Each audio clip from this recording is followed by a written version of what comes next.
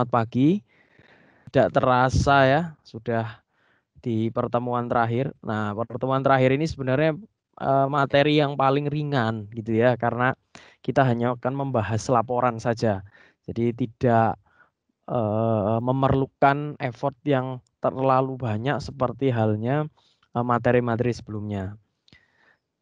Ya, sebelumnya kita sudah masuk di presentasi drafting untuk 4 kelompok dan kemudian akan dilanjutkan oleh 2 kelompok. Kemudian di pertemuan yang terakhir ini kita akan mencoba untuk memberikan gambaran terkait laporan akhir yang teman-teman harus buat dalam mata kuliah ini. Memang di mata kuliah ini tidak terdapat UAS ataupun UTS gitu ya. Hanya saja memang setiap komponennya saya ambil dari tiap kali tugas yang saya berikan. Makanya jangan kaget kok teman-teman tugasnya banyak gitu ya. Ya karena saya memang di perancangan Mol 2 ini tidak mengadopsi mekanisme UTS dan UAS. Berbeda dengan tahun lalu. Baik, sesuai dengan tanggal kita ya, tanggal 30 Desember kemarin. Nah, kita undur 1 hari jadi tanggal 31 Desember, yaitu di presentasi. Nah, seharusnya memang ada presentasi dari 3 desain terbaik gitu ya. Tetapi saya pikir nanti ada tugas tersendiri setelah ini. Oke, kita masuk di pokok bahasan pada laporan. Yang pertama adalah bab 1 atau pendahuluan. Nah, umumnya ada 7 komponen yang teman-teman mesti isi gitu ya. Yang pertama adalah latar belakang. Nah, latar belakang ini saya harap teman-teman tidak tidak hanya melulu berdasarkan oke lah memang laporan yang sudah ada biasanya bercerita terkait dengan latar belakang mata kuliah ini, kemudian eh, sehingga karena ini perancangan mold jadi harus dibuatkan desain dan sebagainya. Tetapi yang saya harapkan di sini adalah teman-teman mengetahui betul bahwa kebutuhan apa sih yang sekarang lagi sedang marak gitu ya, sedang banyak sekali. Misalnya anggaplah contoh teman-teman yang membuat project folding stand mobile phone gitu ya. Kan teman-teman mungkin bisa menampilkan betapa banyak pengguna handphone setiap tahunnya. Bahkan mungkin peningkatannya sangat signifikan. Namun di di dalam perkembangan handphone tersebut, maka perlu ada alat-alat bantu yang memang perlu menunjang. Nah, alat-alat bantu itu digunakan untuk apa? Salah satunya kan orang sekarang sedang banyak menggunakan teleconference gitu ya. Kemudian tidak jarang juga untuk teman-teman atau penggunanya menggunakan handphone atau gadget apapun itu. Namun di sisi lain kita keterbatasan dengan adanya stand mobile yang cukup fleksibel dalam hal ini. Misalnya kayak di tempatnya Bona itu wallet yang sangat praktis misalnya atau bahkan bisa dibawa kemana-mana. Nah, saya harap di latar belakang teman-teman itu bisa memunculkan seperti itu. Begitu juga mungkin dengan teman-teman yang dari Lego gitu ya. Kalau di Lego memang bagus ya, artinya permainan yang sangat menstimulus, tetapi ada kontradiksinya adalah mainan ini cukup cukup mahal gitu ya. Artinya hanya kalangan menengah ke atas saja yang bisa menikmati. Sehingga dengan adanya proyek ini diharapkan bisa lebih memasyarakatkan permainan ini sehingga masyarakat atau anak-anak di Indonesia ini bisa distimulus salah satunya dengan permainan Lego ini karena memang nanti kalian apa namanya gali terkait fungsi dari komponen atau produk yang teman-teman buat. Jadi bukan hanya berlatar belakang dari mata kuliah saja, tetapi dari memang benar dari adanya kebutuhan. Seperti itu. Kemudian yang kedua adalah rumusan masalah. Rumusan masalahnya adalah bagaimana sih untuk merancang produk kualitas dengan kualitas yang ditentukan. Artinya dalam hal ini misalnya folding yang punyanya Dimas misalnya. Kualitas apa sih yang pengen dia berikan? Ini contoh saja ya. Misalnya di tempatnya Dimas adalah meskipun banyak sekali mobile phone, tetapi untuk mobile phone yang memiliki anggaplah sudut kemiringan yang cukup luas, cukup lebar itu sangat jarang. Mungkin itu bisa ditonjolkan sebagai rumusan masalah yang ingin kalian capai. Nah, kemudian nanti untuk batasan-batasan masalah adalah hal-hal yang teman-teman bahas saja, bukan hal-hal yang tidak kalian bahas. Contoh misalnya, saya membahas produk ini. Terus kemudian saya merancang menggunakan software ini. Saya merancang menggunakan material plastik ini. Kemudian saya merancang untuk penggunaan mesin ini. Paham ya bedanya? Jadi bukan membatasi hal-hal yang tidak dibahas. Misalnya, saya tidak membahas masalah eh, penjualan.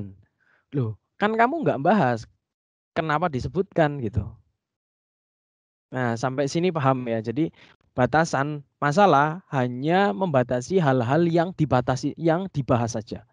Nah, seperti yang tadi sudah saya sebutkan contohnya. Kemudian tujuan dari penelitian ini. Biasanya tujuan ini sebanding dengan rumusan masalah. Kalau misalnya rumusan masalahnya adalah bagaimana merancang suatu permainan Lego yang memiliki tingkat presisi tinggi misalnya. Berarti tujuannya adalah membuat mainan Lego yang ekonomis misalnya, namun memiliki ukuran yang presisi. Contoh misalnya, atau mungkin tujuan lainnya adalah membuat mainan Lego dengan proses assembly yang mudah misalnya. Itu boleh karena kan tujuannya masing-masing.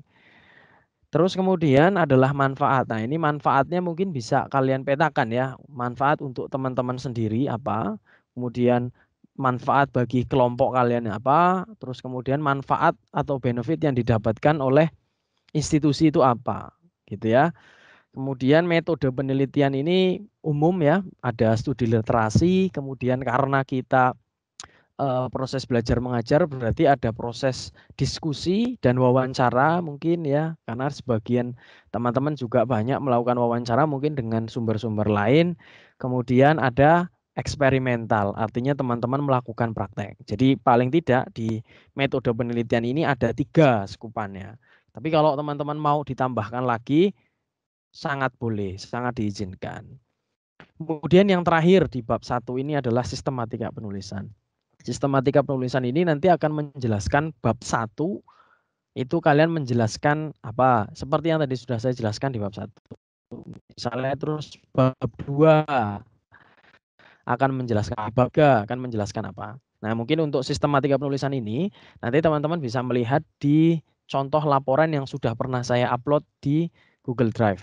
Nah, ya nanti mungkin bisa dimodif sedikit, tidak. Nah, kemudian landasan teori. Landasan teori ini adalah teori-teori penunjang dalam teman-teman melakukan penelitian atau pembuatan mold yang teman-teman tentukan tadi. Nah, ini ada 8 komponen yang sudah saya tuliskan, tetapi ini tidak menjadi pakem ya teman-teman. Teman-teman boleh menambahkan, tapi tidak boleh mengurangkan. Jadi minimal ada 8 ini. Tapi kalau mau menambahkan, sangat diizinkan, silahkan. Terus kemudian di pengumpulan data. Sorry, kembali lagi ke bab 2, landasan teori. Jadi singkat ya, ketika teman-teman mencari landasan teori, itu urutannya adalah yang paling umum dulu. Setelah yang umum, baru ke teman-teman yang spesifik. Oke, jadi contoh misalnya plastik, kita bicara plastik. Plastik itu kan banyak ya. Nah, kemudian kita kerucutkan lagi. Saya menggunakan material ABS. Tapi nanti ini sesuaikan. Misalnya teman-teman ada yang menggunakan PP, berarti gunakanlah material PP misalnya. Kemudian setelah material itu dimasukkan kemana gitu ya. Nah ini mungkin nanti bisa dibolak-balik ya. Seharusnya memang dari material mungkin bisa masuk dulu ke mesinnya kan gitu ya. Karena dari material umumnya masuk ke mesin. Nah, berarti boleh tuh masukkanlah mesin plastik injeksi. Nah, kalian boleh bercerita tentang spesifikasi, kemudian fungsi, bagian-bagian, terserah. Setelah masuk mesin baru ke prosesnya, berarti ke proses injeksinya. Di proses injeksi mesin itu terdapat apa sih? Kan ada proses pertama, proses misalnya pengisian, terus kemudian ada proses pemanasan. Setelah pemanasan kemudian mold menutup, kemudian baru diinjeksikan. Setelah diinjeksikan kemudian ada waktu tunggu. Di waktu tunggu itu ada proses pendinginan. Setelah pendinginan mold terbuka, kemudian ada proses ejeksi. Nah, itulah proses yang terjadi di dalam suatu proses injeksi. Nah, kemudian selain proses tadi ada apa lagi sih? Oh, mungkin ada parameter proses. Nah, ada parameter proses. Nah, setelah prosesnya sudah dilakukan, kemudian mungkin terjadi cacat. Nah, maka bolehlah ditambahkan jenis-jenis cacat pada produk. Ya, jadi paling tidak ada 8 komponen tadi, tapi kalau teman-teman mau menambahkan, silahkan. Kemudian di bab 3 ini ada pengumpulan data. Pengumpulan data ini berupa informasi teknis, biasanya informasi umum dalam proses merancang. Bisa dikatakan ini adalah alur dalam kalian merancang nanti urutannya. Kemudian ada data dari produk yang kalian buat. Kemudian ada mesin plastik injeksi yang kalian buat dan mold base yang akan digunakan. Kemudian untuk bab 4 yaitu perancangan, ini ada rancangan cetakan, layout, perhitungan clamping force, estimasi, kalkulasi BEP, penyusunan produk, parting line, dan sebagainya. Ini sebenarnya sudah pernah teman-teman lakukan pada saat teman-teman merancang produk, merancang moldnya. Jadi silahkan nanti untuk bab 4 ini disesuaikan dengan kondisi yang teman-teman lakukan. Loh mas, saya berbeda mas, ada perbedaan sedikit. Misalnya saya membuat sistem pendingin dulu, kemudian baru ejector. Silahkan, semua disesuaikan dengan yang sudah kita bahas ya. Kemudian yang terakhir adalah analisa, gitu ya. Analisa ini berupa analisa produk ya. Nah, untuk analisa ini yang saya wajibkan ini hanya ada 4 ya, hanya fill time, air trap, weld line, dan quality prediction. Tapi teman-teman kalau misalnya mau menambahkan pun boleh, tapi saran saya jangan ambil yang spesifik. Jadi misalnya gini, defleksi itu kan dapat dilihat dari bidang XY, YZ atau XZ. Nah, ambillah misalnya kalian melihat nilai defleksi yang diambil secara total, berarti all deflection. Boleh kalian. Maaf mas, Ya. suaranya. Halo? Maaf mas, tadi suaranya putus-putus mas. Oke, di bagian sebelah mana ya? Yang paling awal mas. Bab analisis. Oke, yang Iya, lain mas. juga sama, putus-putus juga. Enggak jelas mas. Ya, mas lancar mas. Sinyalnya Iya mas, putus-putus mas. Oke, enggak apa-apa. Saya ulangi bab 5. Oke, terima kasih Eka. Ya, jadi di bab 5 ini teman-teman akan menganalisa dari hasil simulasi yang dilakukan di finite element analysis. Dalam hal ini penggunaan Mold Flow Advisor. Analisa produk ini minimal saya targetkan 4.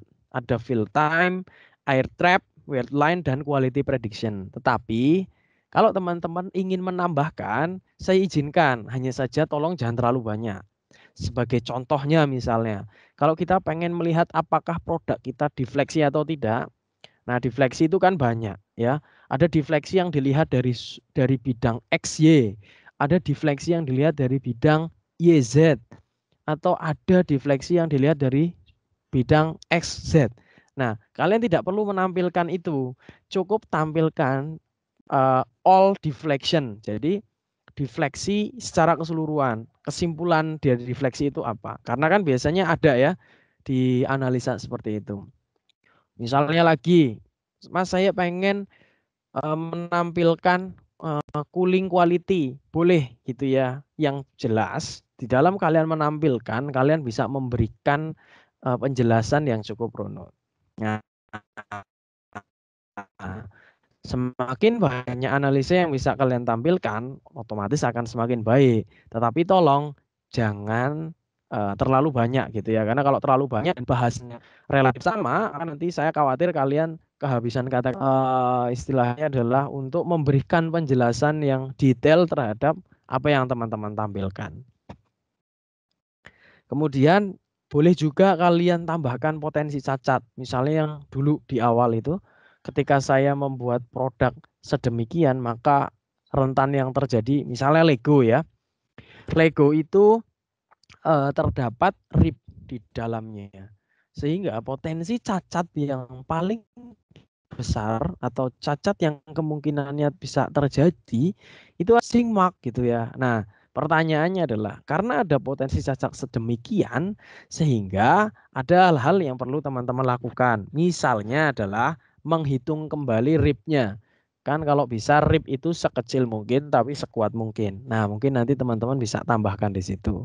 Jadi ada proses problem solving terhadap cacat, kemungkinan cacat yang timbul dan solusi yang coba teman-teman hadirkan. Yang terakhir adalah penutup. Nah, penutup ini adalah kesimpulan dan saran. Kesimpulan dari proses perancangan teman-teman. Jadi ini harus nyambung dengan tadi di rumusan masalah dan tujuan. Jadi laporan yang baik, nah, begitu juga nanti tugas akhir yang baik itu antara judul, latar belakang, rumusan masalah, tujuan, dan kesimpulan itu nyambung. Kalau latar belakangnya misalnya adalah sulit ya untuk membuat folding stand yang bisa dibawa kemana, bisa dibawa praktis kemana-mana. Sehingga rumusanmu adalah gimana sih cara mendesain folding stand yang bisa praktis dibawa kemana-mana tapi tetap powerful gitu. Nah, tujuannya saya ingin membuat folding stand yang mobile dan powerful. Nah, sehingga di kesimpulannya adalah kesimpulan dari penelitian yang coba saya lakukan tadi adalah saya membuat mold dengan spesifikasi sekian. Nah, dari desain dan spesifikasi ini tentunya akan menghasilkan stand mobile phone yang mobile dan powerful. Nah, jadi nanti di dalam kesimpulan kalian harus menjelaskan ulang, meyakinkan bahwa sekalian menjawab pertanyaan di dalam rumusan masalah. Nah, bisa kalian perkuat nanti dengan adanya spesifikasi dari mold yang sudah kalian buat. Kemudian terakhir adalah saran. Nah, misalnya saran ini yang menjadi kendala kita apa? Silahkan diceritakan. Misalnya kendala, tapi bukan masalah kendala ini online, kemudian saya nggak punya kuota, kemudian saya susah sinyal, bukan itu ya saran yang harapannya dilakukan, tetapi lebih ke arah proses dalam teman-teman merancang. Misalnya seharusnya proses sedemikian, proses perancangan itu benar-benar dimulai dari permintaan customer, artinya produk yang didesain atau yang pengen dihasilkan itu memang benar-benar ada bukti otentiknya. Misalnya dari customer kita yaitu mahasiswa Polman gitu ya. Mahasiswa Polman itu butuhnya apa sih? Nah, kita itu mesti menjawab itu. Contoh saja. Itu baru salah satu saran. Nah, sisanya nanti apa yang menurut kalian bisa diberikan saran untuk mata kuliah ini. Nah, itu boleh, silahkan. Oke, dan ini sudah selesai. Mungkin ada pertanyaan dulu dari teman-teman. Mas, izin bertanya, Mas. Ya. Saya Viko, Mas. Oke. Mau bertanya terkait yang bab 5 tadi ya, Mas, yang tentang analisa itu. Berarti Ya. analisa yang digunakan itu yang analisa hanya produknya saja kan, Mas ya? Bukan yang beserta feed system. Karena waktu itu kan yang feed system kurang akurat karena feed systemnya dibaca sebagai produk ya, Mas? Iya, betul. Karena kalau yang feed system itu kan sebenarnya tujuannya untuk fill time, Viko. Untuk mengetahui waktu yang teman-teman gunakan dari pertama kali masuk sampai terakhir. Jadi menurut saya sih tetap digunakan ya. Tetap dipakai, Vik. Kenapa? Karena dengan adanya, karena kan di sini nomor pertama yang pengen saya berikan adalah fill time. Artinya seberapa lama sih proses pengisian dari benar-benar awal sampai terakhir. Nah, sisanya untuk air trap, wetline, quality prediction mungkin Viko bisa menampilkan single partnya saja gitu. Nah, Baik. untuk yang kelompok Lego khususnya, ini kan pada saat fill time itu kan menggunakan banyak produk ya. Sedangkan untuk yang masing-masing produk kayak air trap, wetline, quality itu kan masing-masing produk. Nah, itu silahkan sesuaikan dengan produk milik kalian. Paham ya? Paham, Mas. Iya. Baik, Mas. Terima Oke, kasih, Mas. terima kasih. Oke, Viko. 1.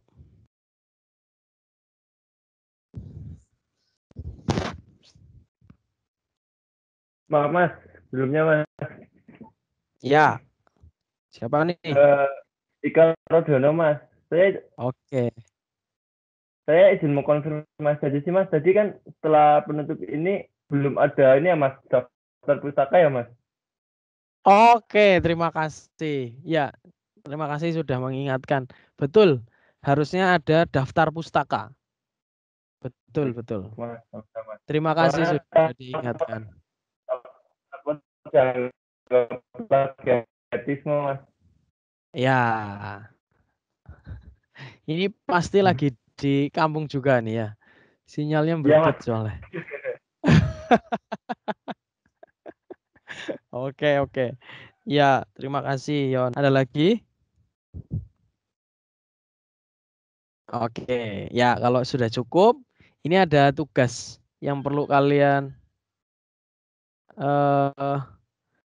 Oke, ini bukan tugas 1, bukan tugas 2 ya. Maksudnya ini adalah tugas terakhir. Jadi silahkan dikumpulkan maksimal 10 Januari 2020. Jadi presentasikan dalam bentuk video. Teman-teman yang paling mudah ya pastinya menggunakan Teams gitu ya. Atau mau pakai Zoom juga boleh, silahkan, saya tidak melarang. Tapi yang jelas presentasikan laporan tugas perancangan mold yang sudah direvisi. Jadi teman-teman kan otomatis nanti file laporan dan file presentasi gitu ya, dari awal sampai terakhir. Dari awal produk sampai terakhir membuat drafting sampai hari ini membuat laporan. Silahkan dipresentasikan. Teman-teman boleh dalam presentasinya menampilkan PPT dan juga laporannya dalam Word. Itu boleh. Yang penting tidak lebih dari 120 menit. Kenapa kok 120 menit? Karena kemarin sempat ada yang ditanya Pak Atet kan, kurang lebih berapa jam untuk kalian menjelaskan proyek ini ke adik kelas kalian. Kemarin kalau nggak salah yang jawab Yono. 2 jam Pak, bener ya? Nah, jadi harapannya nanti dari video ini, video pengajaran terakhir ini, artinya kesimpulan dari pengajaran dari awal sampai terakhir kita, nanti dibuatkan videonya atau mau juga menambahkan kekhasan dari kelompoknya juga boleh. Tapi yang jelas video inilah yang nanti akan ditampilkan untuk teman-teman project di semester 4. Jadi saya harap sekomplit mungkin. Nah, karena waktunya cukup lama, 120 menit, silahkan dimaksimalkan. Nah, kalau misalnya kok ragu-ragu Mas, kalau 120 menit rasanya kalau dibikin video total, nguploadnya nanti susah. Mau dibikin part 1, part 2 boleh gitu ya. Asal jangan lebih dari 2 part. Nah, kalau lebih dari 2 part biasanya nanti kebanyakan file gitu ya. Kemudian sudah tadi ada file video. Nah, file videonya nanti diberikan nama ya. Kalau videonya ada 2 berarti video 1 laporan tugas _ PM2 _ nama nomor kelompok kalian. Misalnya kelompok 1. Kelompok 1 itu timnya siapa ya? Kelompok 1. Bona itu Mas. Bona ya. Bona itu namanya apa Bon? Sesuai projectnya Mas. Apa? Sesuai project. Kita nggak pakai nama samaran Mas. Oh, nggak pakai ya sudah. Ini enaknya gimana? Mau pakai nama kelompok atau kelompok 1, kelompok 2 dan sebagainya? Nama kelompok aja kayaknya, Mas. Ya, Mas. Oh, nama kelompok itu misalnya Kalau gimana? tugas. Nice team gitu. Iya, Mas. Oh, Mas. boleh. Berarti ini saya nanti ganti ya. Jadi misalnya videonya ada 2. Jadi video 1 laporan tugas underscore PM2 underscore misalnya nice team underscore 2020.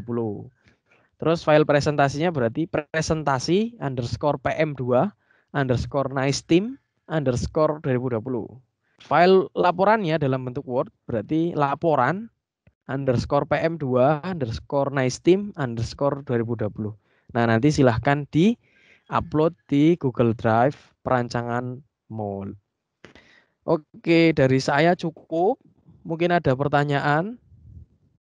Halo? Mas, maaf Mas, tadi saya masih kurang paham. Untuk yang file presentasi itu, apakah formatnya seperti laporan yang di Word atau dia lebih mengarah ke rangkuman dari awal proses sampai akhir itu, Mas? Singkat cerita gini, kamu kan sudah pernah membuat file dari awal sampai terakhir. Benar nggak? File presentasi dari awal sampai terakhir. Iya, Mas. Gabung aja udah jadi satu, beres kan? Oh iya, Mas. Berarti landasan teori gitu-gitu, latar belakang nggak perlu di-input, Mas? Oh, nggak perlu. Kalau di presentasi nggak perlu. Baik, Mas. Ya. Oke. Terima kasih, Mas. Sama-sama. Ada lagi? Cukup ya. Baik, saya akhiri teman-teman. Saya mohon maaf apabila selama proses belajar mengajar ini banyak sekali kekurangan dari saya, banyak sekali kesalahan yang saya lakukan. Dari pribadi saya mohon maaf yang setulus-tulusnya. Kemudian karena tujuan saya dan tujuan kita semua adalah memberikan pengajaran yang terbaik, sehingga saya sangat terbuka ketika ada kritik ataupun saran untuk saya pribadi. Dan saya juga mohon izin kepada teman-teman P4 angkatan 2008. Saya mohon izin untuk mengupload ulang video-video kita ini di YouTube.